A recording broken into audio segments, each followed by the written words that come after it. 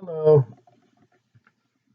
Uh, I wanted to do another video before I got to the next TV musing and the wrap up of WandaVision. So I'm going to be watching that either very late tonight, but more likely in the morning before I go to work. Don't know if I'll be able to do a report tomorrow night or not. If not, Saturday or Sunday night. But I've told you all this before.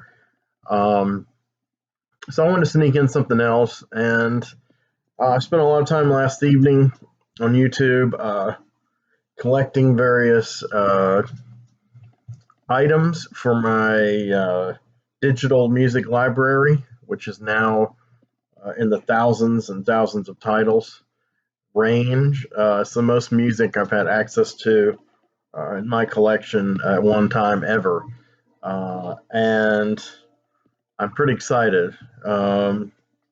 Always finding new stuff, always something to listen to. For every mood, really. Excuse me, it's not the company, it's just a little tired. Tonight I have been, well, I spent the afternoon talking to my girlfriend, and that was wonderful as always. And earlier today I mailed out some eBay orders. I mailed out some Beatles toys from McFarlane Toys, made around 2000 in the yellow submarine style. And I also mailed out a book, All of Us Are Dying by George Clayton Johnson, who I knew personally, who has passed away, and has my birthday.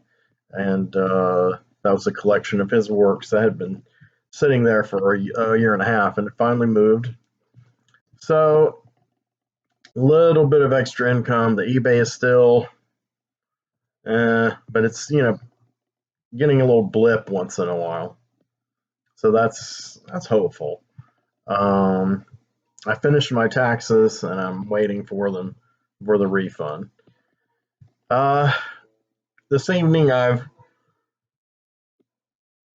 been eating my homemade curry, Penang curry that I made the other night. More portions of that were left. I've been catching a little bit of one of the Godzilla films on my Criterion Godzilla set that Tim Tolbert gifted to me. I'm up to disc 4, I believe, and it's a Bear, a Horror of the Deep. And after this will be Son of Godzilla. So these are turning out to be really great. And so sorry. Yeah, watching them in a row as they were released, or as they were, and as they were intended chronologically to kind of follow Godzilla's like saga, because there is no loose continuity between each one, and it's really enjoyable. It's nice seeing all the monsters gradually get reintroduced, gradually get introduced, and then reintroduced.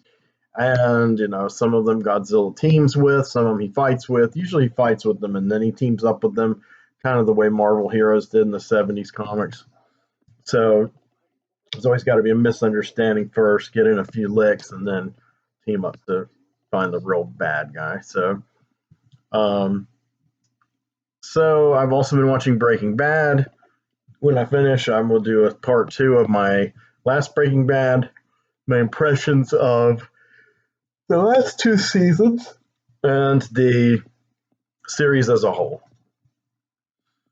So, what am I actually going to talk about this video, other than just this Flotsam and Jetsam? Well, I could continue with the Flotsam and Jetsons, and make it an arbitrary interlude. But I spent so much spent so much time on the music, which saved me spending so much money last night, that I decided I was going to explore some of the ones that I have acquired. And, obviously, as I've told you before, I haven't figured out how to be able to play any of this audibly and comment on it as it's playing so you can get a sample of the music itself. So I am going to be playing parts kind of, turned down low so they won't make any interference. But I'm going to go ahead and start that now, actually. And I'm just going to comment on them. If there are notes on the entry in YouTube, I will read them to you, like information on the band and things like that. If not, I'll throw in what little I know, and hopefully they'll be as accurate as possible. I encourage you to get some sleep. I encourage you to investigate these on your own if they're of interest to you. So I'm just going to run through a whole batch for the next however many minutes, and I hope you'll find something in these that you enjoy, that you can pursue your own. You may already be a fan. One band that I acquired several of their albums from YouTube last evening is Budgie. And I'm going to say Budgie, I mean, I know Metallica recorded Bread Fan. They gave them some ink. And Budgie tried to make a few comebacks here and there in the modern metal era. But,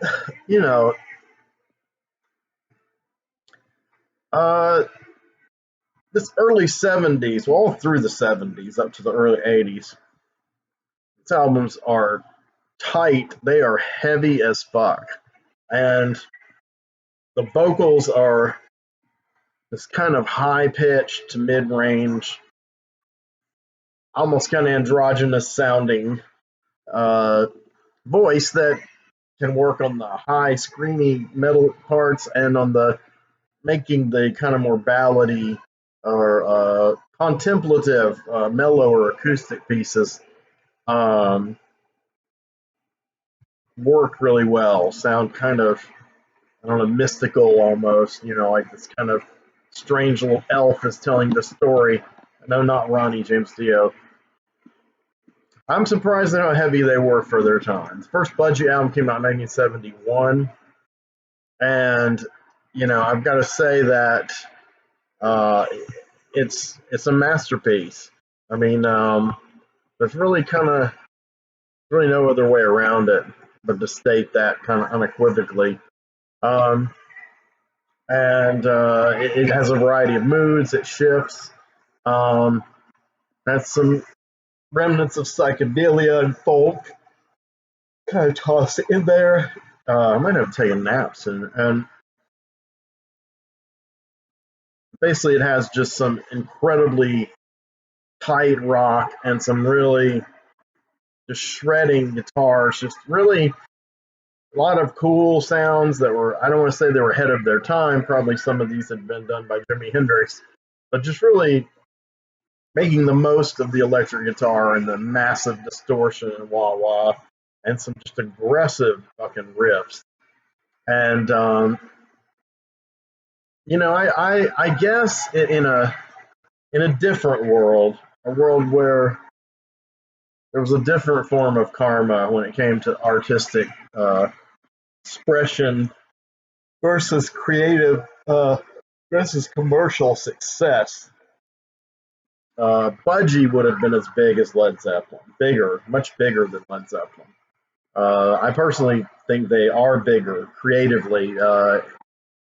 They're more powerful with some similar aspects to them. Budgie's a straight ahead. It's not as blues cliched. It's not as self-indulgent. However, it doesn't have the Zeppelin at their best, kind of experimenting and exploring songwriting, really pretty melodies and obtuse lyrics. But I'm surprised that in the 1980s I did not get into Budgie. I don't know when I even heard of them. First, probably through the Metallica cover, like 88, 89, maybe 88. And I just thought their name was kind of silly. I didn't know it was a bird at the time, but their name's actually pretty cool. And each album has a painting with a bird motif. Some of them have Roger Dean style logo for the word Budgie. I don't know if he did any of the art or not, or it's studio. These are all things that I need to investigate. I wish I knew them now so I could kind of teach you guys some stuff. But, I'm learning about this myself, and as I go along, I'm not an expert on Budgie, like their history, their lineup. I just know a few things here and there, and I've heard several of their albums all the way through, but some of them it's been a while. So on YouTube, it's often hard to download an entire album for like copyright purposes or whatever. So I tend to, if every song on a album is available, I will do the whole thing as a playlist and download it that way. And then when I want to play it, I'll make a playlist of it from, in order, songs in order. More often, though, some of these albums are servicing in complete album version as they were intended. So I'm kind of replacing some of these kind of playlist files with album proper, and that's what I'm doing with Budgie. And I'm adding some that I never owned. They're all quite powerful in their own way. Never Turn Your Back on a Friend, I believe that's the full name of it. 1973. Another wild fantasy Roger Deanish cover. And just some amazing tracks. Red Fan is the opening track on this, and Metallica nailed it, but actually, I like Budgie's version better. Again, there's all this power and well harnessed, masterfully harnessed power here. And I really feel like this is a band that slipped through the grooves. I hope when reading about them, I'll learn that they had some successes. Because I would feel bad if they didn't. Another album of theirs that I was exploring, In for the Kill, 1974. This has a Budgie bird, spread wings, a photo collage, and it's heavy as shit.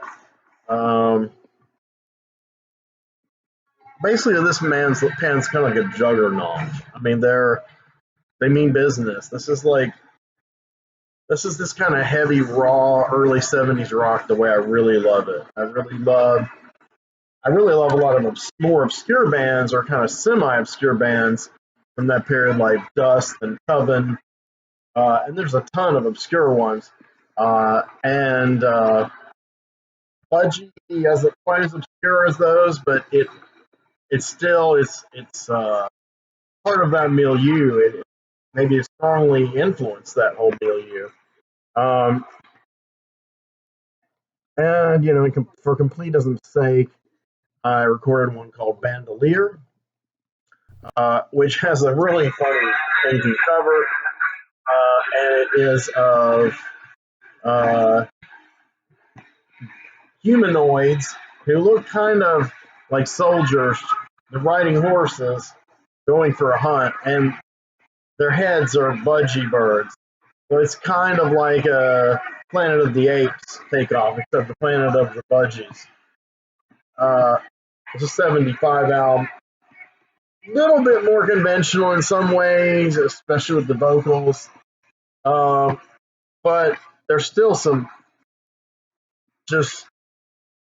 really ahead of its time metal. I mean, not many bands were playing this way in the mid 70s. This is really before Judas Priest started playing these kind of faster, jagged riffs, and I don't know, it's hard to explain without playing it to you, of course, but I really think this is an important band, and I hope you guys can, if you're interested, check them out some. I checked out a recent band called the Ghastly Ones. And this is a horror-themed surf rock band from the United States. And this album is called Unearthed from 2007. And this is just, a fun album. Surf guitar, I've really been getting into surf guitar music lately. I love the sound. I love the Shadows with Hank Marvin and like Dick Dale. And there's a number of bands that utilize this style. And of course, spaghetti westerns often utilize some of that style of guitar in their soundtracks. There's a little crossover, cross pollination there. But this one has kind of a spoken word intro that's kind of, spooky, but, and then we got into these tracks like Ghastly Stomp, Robot Atomico, Hall and Hearse, Hangman Hang 10, Diablo's Theme, Werewolves on Wheels, which was a movie, Surf and Spooks, Icy Grip of Fear, and more. I'm going to advance a little more here to get in the spirit. They are great. They're frantic. They've got some cool synthesizers and some things that almost maybe sound like a mellotron or theremin. And sometimes the guitars are really heavy. Sometimes they seem kind of complex. Sometimes they're kind of more laid back surf music, but a lot of times they're just mainly aggressive, energetic. So if you're into like kitschy, heavy, fast, themed out bands that kind of evoke another era, you should listen to the Cramps. No, I'm kidding. You should listen to the Cramps, but the Ghastly Ones it's certainly a good bet. Great guitar playing. They also have an album out called Target Dracula, which came out the year earlier. This one has like a lot of organ and more spooky kind of mid 60s, Addams Family kind of camp horror. Some of their song titles are Blood Countess Sees All, Grave Dig Her, Shock Monster Stomp, Weird Spaceship, Double Agent 73, Who Came Here from the Cold, and that's after a Chesty Morgan movie. Dimension 66, Flying Saucers Over Van Nuys, and more. This one has a slightly mild science fiction bit with some of the lyrics, and of course, there was a lot of low budget science fiction horror kind of crossovers during the era in which surf music became popular. Like, for instance, Plan 9 from Outer Space is a really good example. Great, tight band. Drums are fantastic. Some of the guitar stylings are a little more modern, but still have the effects from that era. A lot of reverb, of course, and whammy bars, and of course guitars. Distortion and choruses. Which brings me to another one. There's another band in this vein I wanted to talk about. If you're just in the mood for some great contemporary surf guitar music, I just want to that with themes like genre themes like sci-fi and horror, just the fun of that, the space age kind of thing. These are some bands that you should hear. The Ghastly Ones, and the next one I picked up on was the Space Cossacks, and they have this killer album called Interstellar Stomp. The guitars are really wonderful, and I wish you could hear that. It might be too loud. Hopefully, it's not interfering with what I'm saying, or vice versa. But these are all outer space. It even has a song called Planet of the Apes on it. Third Star to the Left, Red Sunrise, Solaris Stomp, Neutron Saber, Spy Satellite, Gunmetal Express, Transatlantic Orbit, the Space Victory theme. And I like this band a little better than the Ghastly One. They're really Great energy, great dynamics between the rocking and the heavy stuff and kind of the more mellow, twangy stuff. Again, great drummer and just all kinds of textures and effects from that period. Almost some of the effects that were used in dub music starting in that period, like a heavy kind of reverb, like those old amps with heavy reverb. That if you hit the amp too hard, it would make that ting sound. And you know, dub musicians kind of worked that into the actual compositions. Um, this is some really fine guitar. And what really kind of got me back on this tip was a band that I had listened to a good bit in the 1990s, and that is Man or Astroman. They are uh, of this milieu that I've been describing, but they take it even farther. They have some parts that are a lot more heavy, aggressive. I don't want to say metal, but punkish maybe, but very dense distortion, along with the other twang effects. Uh, they have some interesting compositions. They're not quite as predictable surf rock. Um, and you know, then they experiment. There's some other like incredibly strange music kind of things and break, and almost veer into kind of a stereo lab kind of thing here and there. Stereo lab with homaging, you know, that kind of music, not surf music, but like kind of incredibly strange music uh, from earlier era, country. Um, they just have great dynamics. I saw them live and saw them live in 1996, and I guess they were touring for this album. So I'll ask for them in. I don't know if it's their second album. I think they headline.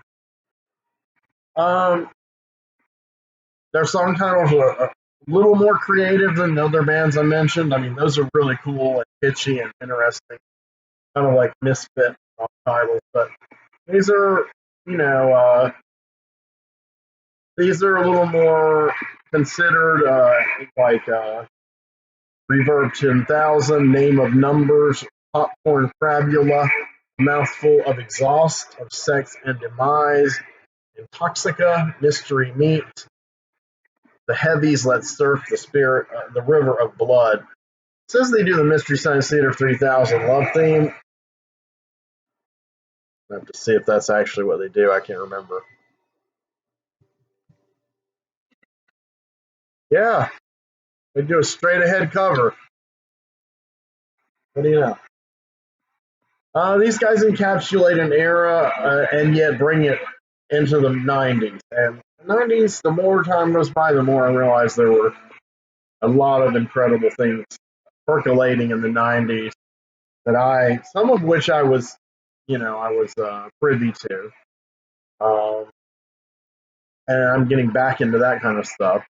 Some of which I didn't really know anything about, or I knew about them, but I never heard them. The post rock kind of movement, which I'm now getting heavy into. So I recorded 4 of their albums. Is It Man or Astroman is not as good as Straw Astroman. It has a lot of like samples from movies or like fake samples, kind of cheesy narrative parts, and I think the way it's mixed and presented, I think it detracts from the music.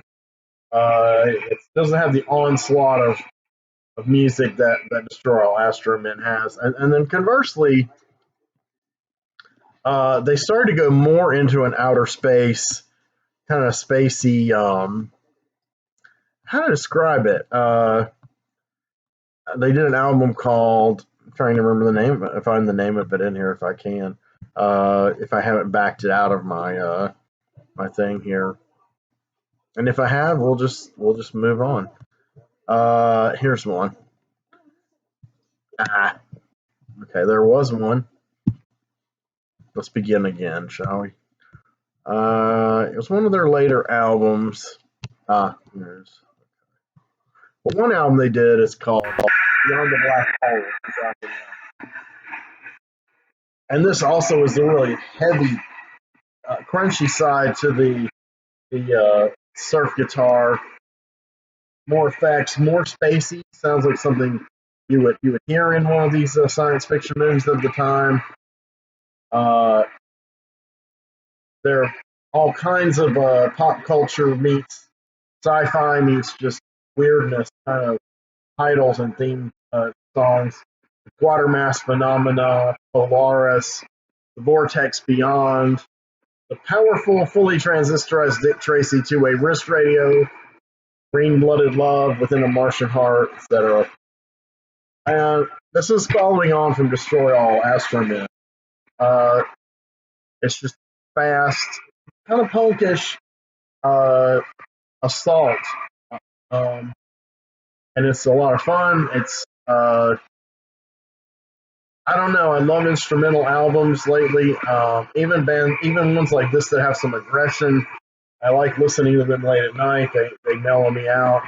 Of course, I used to go to sleep to black metal and still do once in a while. So usually I do dub reggae or jazz or ambient. But lately I've been kind of dipping into this surf guitar and this kind of stuff. And I found it's enjoying, it's soothing in its own way. It's rocking but soothing at the same time. Uh, the other Astroman album that I downloaded is called A Spectrum of Infinite Scale. And here their sound is becoming more fractured, a little more experimental. This is when I feel like they're kind of leaning into maybe the Stereo Lab, early Portishead kind of side of things, while still getting their own thing. One thing I notice about their solos is they do these incredibly, I don't know how you describe it from a technical point of view, but they'll have a chord and they're picking notes like super fast, like they're doing that tremolo picking down to the tremolo, and they're super fast and changing chords so that each chord change of melody has just like this, incredible stream of notes is constructed from. And I had forgotten that that's in a lot of surf guitar, but it is, and it's also in black metal. So I love that sound, and it was nice to revisit it, kind of, vintage versions, albeit replicated by more modern bands. This one has great song titles like "Song of the 2 Mile Linear Particle Accelerator," "Curious Constructs of Stem-like Devices, which now prepare themselves to be thought of as fingers." Many pieces of large, fuzzy animals gathered together at a rave and schmoozing with a brick. Take off on the Pink Floyd. Very subtle elevators. Within one universe, there are millions. Spectrograph reading of the varying phantom frequencies of chronic and curable tinnitus. Obligatory Part 2 song in which there is no presently existing Part 1, nor the plans to make Part 1. And then there's one at the end it's long. I would read it because it's great, but yeah. Commander Astroman. It's nice to catch back up with them. I'm sure they have some other albums that I'm missing that I haven't gotten deep into yet. There's another group called Chups, and they are a band that my friend Stephen Levin turned me on to. That is the father of the infamous Sean Lee Levin. And they're described as experimental horror surf from St. Petersburg, Russia. Um, and they're very cool. They're in the same kind of general vein as these groups that I've been describing. They definitely have their own sound. They have a lot of the kind of 60s kitschy horror kind of things, like riffs that are takeoffs from like the Munsters theme and what have you, and a lot of cool guitar, a lot of cool kind of flat picking with the kind of twang with the whammy bar. Like the first song is called Tremolo from the Crypt. Lucky Nosferatu is one, Johnny Reverb is one. And here they actually do a song called Twin Peaks Twist, where they kind of Yeah, they do a little takeoff on Battle of Monte's music, and that's a good fit. Really good fit. Occult Apothecary 24 Hours. That's another great song title. All instrumental, and they do have a kind of beautiful gothish, Betty Page-ish looking woman in the band. I think she plays bass, but I might be wrong. I saw one of their music videos. But their album called Heretic Channel is really cool. And see if I have any other albums. I mentioned the Space Cossacks. They have another album that I liked, which is a best of called Nevermind the Bolsheviks. Yeah, that's timely nowadays. Um, but as far as Messer Chups, they have a Spookorama album. They have a number of albums, and I didn't listen to all of them or record all of them, so they're not on my list anymore. But at least 5 or 6 other albums. Um, and I made some discoveries, some things I was really kind of excited about finding older stuff. I wanted to talk about it a little before I go on. And one was called this band Crow. The Crow are apparently a bunch of bikers, and their first song on their album called Crow Music, Evil Woman, which a year later was covered by Black Sabbath on side 2 of Black Sabbath, the debut album. It's a close cover. I like Sabbath's version better guitar-wise, but this one has a slightly better groove to it.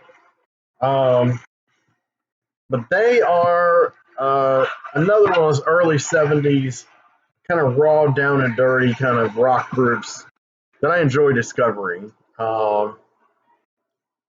They have some slower material, and they have some pretty heavy material. Wow, very much of that period.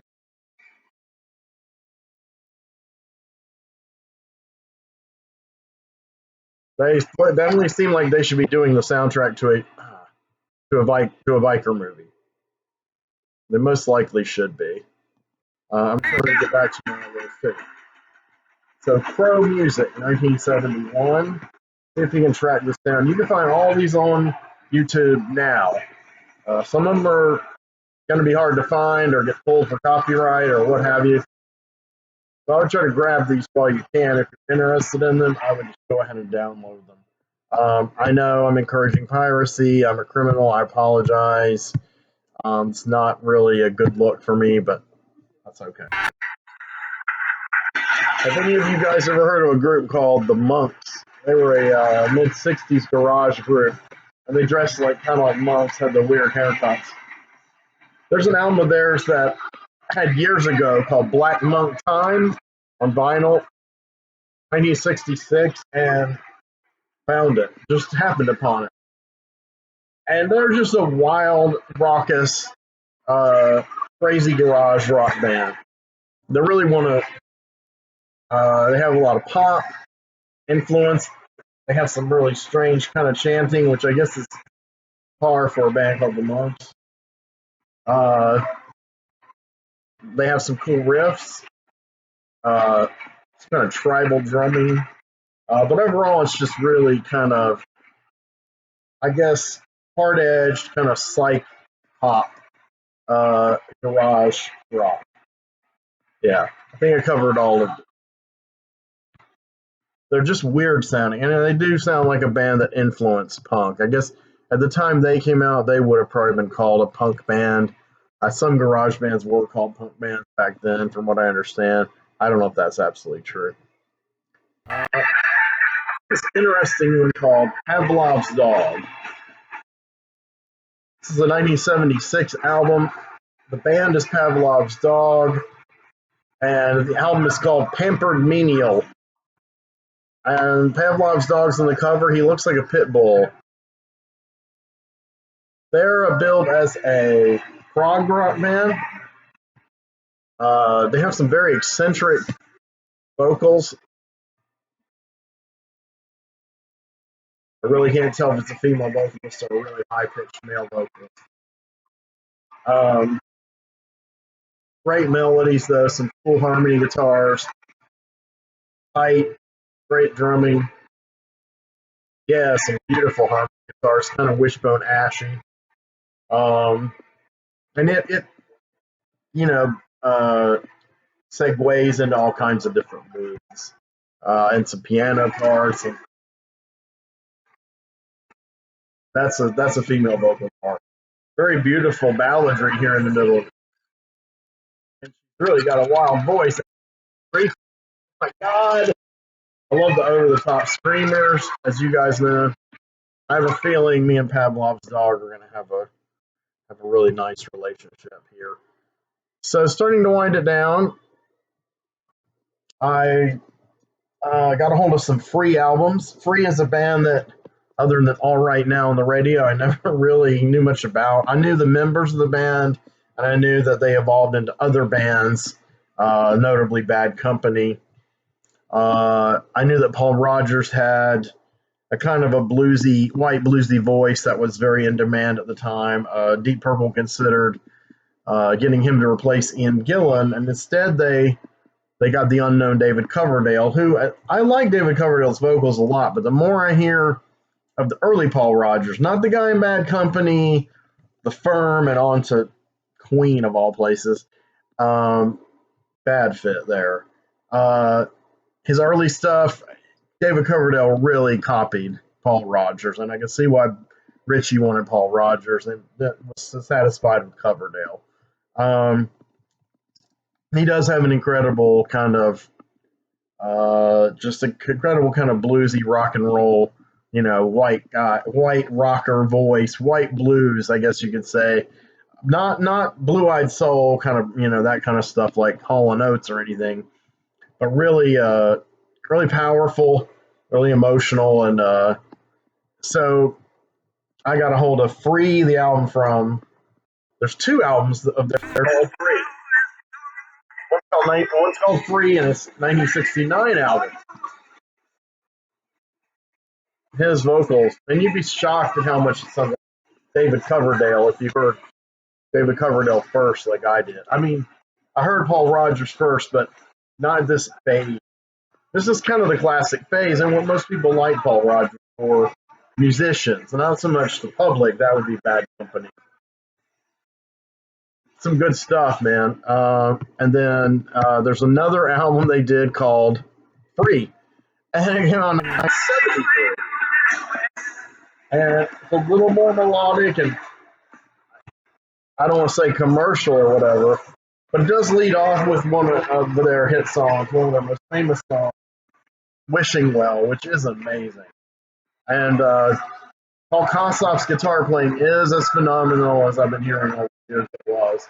He had a band called Crawler, Kossoff, with I think maybe a member or two of Free afterwards, and man, that's some good stuff too. But these early Free albums, really, really good stuff, man. Andy Fraser, I think, is the bass player here, and I want to say that Simon Kirk was the drummer, who later ended up with Colin Bad Company, but I might be wrong, or maybe he was in the album later, in the band. But there's some cool stuff on here. So I only have about two or three more to drone on about, but I'm really just kind of whet your interest. Oh, there's another great Free one from that period called Fire and Water. So, Colosseum II. So Colosseum, early prog rock group, and was mostly led by a drummer named John Heisman. And I believe Chris Farlow sang, who later worked in Atomic Rooster and a bunch of other bands. And they were good. I got hold of one of their albums too, and I'm going to give that one a listen. I think I had one of their albums on vinyl years ago. But there's one I've been wanting to get. I downloaded it in parts, like all the songs, and made a playlist. But now they have the entire album from beginning to end Strange New Flesh. It's like a David Cronenberg album. And I gotta say, I mean, it does have kind of weirdish, cosmic-ish, sci-fi, I don't know, wonky lyrics. I mean, song titles. Uh, but this is an incredible band for many reasons. First of all, John Heisman, the drummer from Colosseum, reformed and made Colosseum II. One of his earliest bass players was Neil Murray, who not long after that joined the original version of Whitesnake, David Coverdale. Neil Murray, that's when he met Don Airey, their keyboardist, who they worked together on different projects over the years. And so this is really the beginning of Don Airey's career, and he's amazing, and definitely they were going to replace John Ford in Deep Purple, which they did. Airey's the guy, and he was the guy.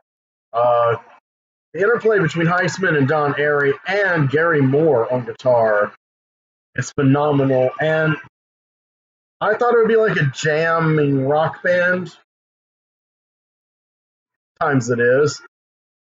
It's really more like a jazz fusion / prog rock band. Parts of it remind me a lot of Mahavishnu Orchestra. Parts of it remind me a lot of Jeff Beck. It's fantastic. In that vein, and Gary Moore, I've heard a lot of his playing, not all of it, but I'm not really into the later, like, straight out blues. I like the work he did with Thin Lizzy and with Jack Bruce and some other people, but this early Colosseum II stuff is blowing my mind. It's like a different style. He was really in this kind of Jeff Beck, John McLaughlin like groove, and it's some incredible stuff. Him and Airey they should have had a much bigger reputation than they did by the 80s for this kind of music they were doing in the 70s. But it did make them, in demand people to replace other people in bands with. Gary Moore joined Thin Lizzy, Don Airey was with Black Sabbath, Ozzy Osbourne, Rainbow, Whitesnake, all the way down to now Deep Purple. This is kind of where it started and where they really showed what they could do. And I don't know. It's just there are some vocals, and I forgot who did the vocals. To be honest with you, I know they had a little split. There was a guy named Starr or something. I think he might have been the vocalist. He left. Neil Murray left. And there was the new bass player. Don Airey's, I believe, brother came in for a bit. But that little axis of Gary Moore, Don Airey, and John Heisman really created some more really amazing stuff. And I want to get more of their stuff, full albums if I can. I think I have one other. I can't remember the name of it. So I'm going to be scouring for more Colosseum II, try to get all of their stuff. And we are really, really close to the end of this exciting experience here.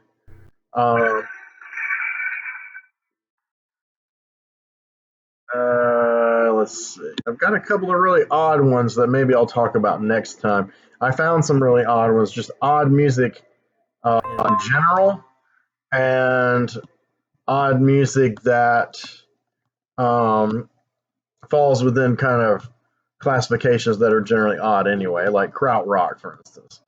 And along those lines, and I'm not saying all of these are krautrock, but kind of in that, I don't know, that general kind of wheelhouse. Comus is a weird band that I've always wanted to explore. I always liked their album cover. Their band album First Utterance. I know it was influential, but I've never really given it a solid spin all the way through. So I'm looking forward to that. Also, H.P. Lovecraft, the band, their first album, eponymous album. That's another one I've never sat down and listened to beginning to end, and I need to fix that. There's a band called Human Beast. I I don't know what they're about. Human Beast Volume 1, but they are strange sounding. They're definitely prog, definitely moody, eclectic. And the other one was a band called Message, and they have an album called From Books and Dreams from 1973, and it's got a skull with a serpent going through the nose and the eye of the skull. Message is, I don't know. I'm not sure what country they're from. I thought they might be krautrock, but then I thought perhaps they were not krautrock. Uh, on the display, I have the window I have for the YouTube pages. I'm not getting all the notes that usually drop down. I'm not getting all the comments down. Here's some. Uh, they were German. Well, they were German and French. I'm sorry, German and English. So you had two English guys, Tom McGugan, who did vocals, keyboards, mellotron, and sax, and Alan Murdoch on guitars. Then you had two German guys, Horst Stockelhaus on bass and Gunter Klingel on drums. And this stuff is it's pretty scary. It is a weird mood album. I mean, but it has songs like Sleep, Dreams and Nightmares, Sigh, uh, introducing the Myth, The Unpleasant Spell. I don't know if they did another album like this again, but or any other album. But I love finding this kind of stuff, these gems. And there are some channels. I'll probably recommend music channels to you guys on one of the next on music, and I'll put the links at the bottom. I've been trying to remember to put the links at the bottom here. So I'm gonna pause message and wrap it up. I know this is kind of frantic and fast moving, and I don't know if you have the time to write down all these or remember all these, but I wish I could play you snippets of all of them.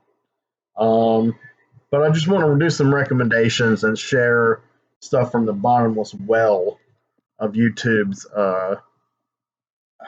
God, their whole.